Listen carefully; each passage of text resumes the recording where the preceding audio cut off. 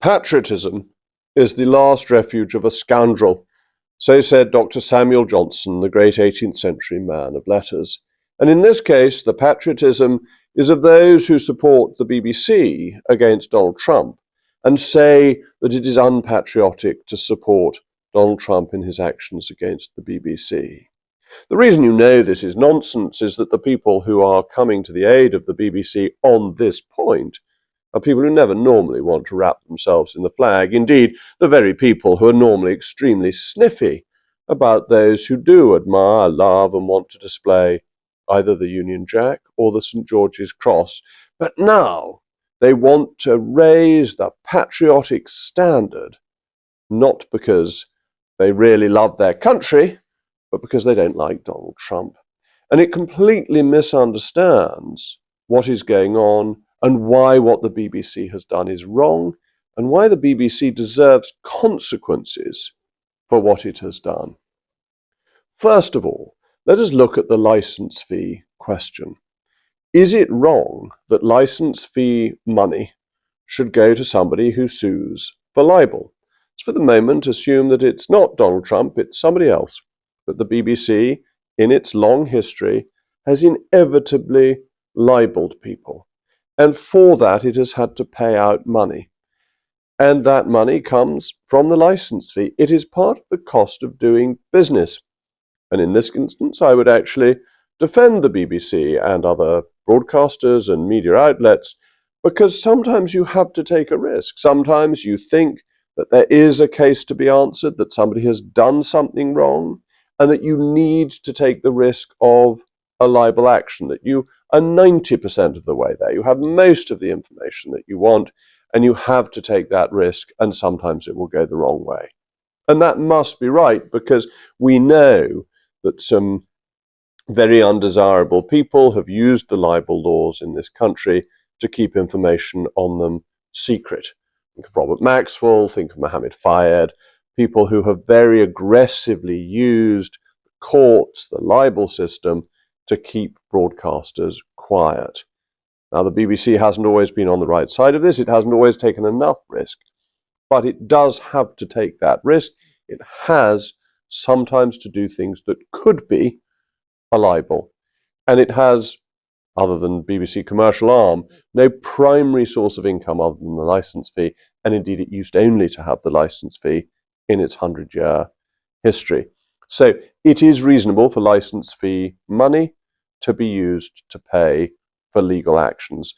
It's not a segregated fund. It's not a fund that is only available for programme making, nor has it ever been only available for programme making. It is there for the general costs of running a business, and businesses take the risk of facing lawsuits. They all do. Every business does, and actually any business that ever goes anywhere near America faces even greater risks than others. So the first point is that the licence fee is not this special fund. I would, however, add as an aside that I think the licence fee should be abolished. I think it is completely unjustifiable. But let's hold that thought and come back to it, because it may be quite interesting. The next thing is, should a foreign leader sue the BBC? Well, in normal circumstances, it's not going to be very successful. There is going to be a very wide margin of what you can say about our own public figures, let alone about foreign public figures. You can say you don't like them, you can say you think they govern badly, you can say that you think their administrations are not entirely honest. All those sorts of things are the normal flotsam and jetsam of political life. That is fair. You can call them sleazy, whatever you like. What we can't do is make up what they've actually said, to give the impression that they have said something completely different. That's not libel. It's actually fraud. And it would be quite wrong, in my view, to say that the BBC can commit fraud without any consequences, that it can get away scot-free because the person it's committed fraud against is a foreign leader. That simply seems to me to be mistaken. And then there's the idea that broadly what is done by the state should be immune from legal recourse, that the BBC, because it's state-owned, should be above and beyond that. Well, I think there are two responses to that.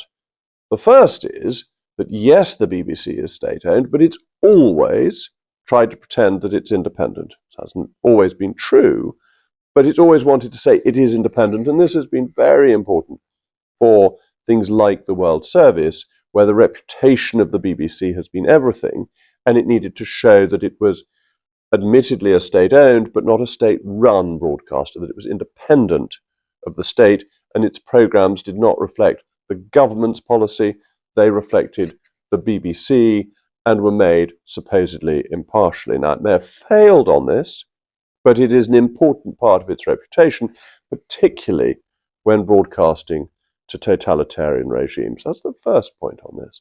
The second point is that a fundamental principle of the English and subsequently the British Constitution is that the king is not above the law, that the law is above the king. The king is under the law, unlike in France where the king was the law. And that means that recourse may always be had against the decisions of the king's agents in the king's courts. The BBC must therefore be under the law if it has broken it. And to say there is some state exemption would be quite wrong and indeed improper. And I'd go further than that, I would say unconstitutional, would undermine a basic tenet of our Constitution that has served us so well. And you may go on to say, but then taxpayers' money gets used. And I'd get back to the point I made on license fee. But in general, taxpayers' money is used to pay compensation when the government fails, when the government breaks the law, or sometimes even fails to stop other people from breaking the law. So the Criminal Injuries Compensation Board pays out to people who've been injured because the state wasn't able to uphold the law properly. The government pays out compensation when the NHS makes mistakes. All of this comes from taxpayers' money. Taxpayers routinely compensate individuals who the state has treated badly. So if the BBC is viewed as an arm of the state, not only is it not exempt from paying compensation, it actually is routine for the state to pay compensation. But I want to come back to that issue about the license fee, because there is hostility to the license fee being used to compensate Donald Trump. But the blame for that should not be placed on Donald Trump, but on the BBC for committing a fraud against him. And that is where we can get the issue about whether the license fee is justified. Because when you say, I don't want my license fee money to go to Donald Trump, what you're really saying is not that you mind Donald Trump asking for it, but you mind the BBC having made the mistake in the first place that allows him to ask for it. And if the BBC cannot be trusted with license fee payers' money because it ends up paying it to foreign leaders, because it ends up committing fraud and making programs that are untruthful, then the whole basis for the license fee begins to be weakened. It should not be able to charge a tax on watching live television. As it happens, I don't mind people paying a license fee to watch the iPlayer because that could perfectly reasonably be commercialized to a subscription service. It's what it de facto already is. The idea you have to pay a fee to watch GB News or ITV or heaven forfend Channel 4 seems to me to be absolutely outrageous, outdated and outmoded, and that Donald Trump is helping to prove this. So that's why I think the BBC, regardless of where the money is coming from, should settle as quickly as possible. We should criticize the BBC for the failures that have led to this, and it reinforces the argument that the license fee is yesterday's news. To get a better BBC, a commercial BBC, a BBC that works, is patriotic. It's a perfectly reasonable thing to do.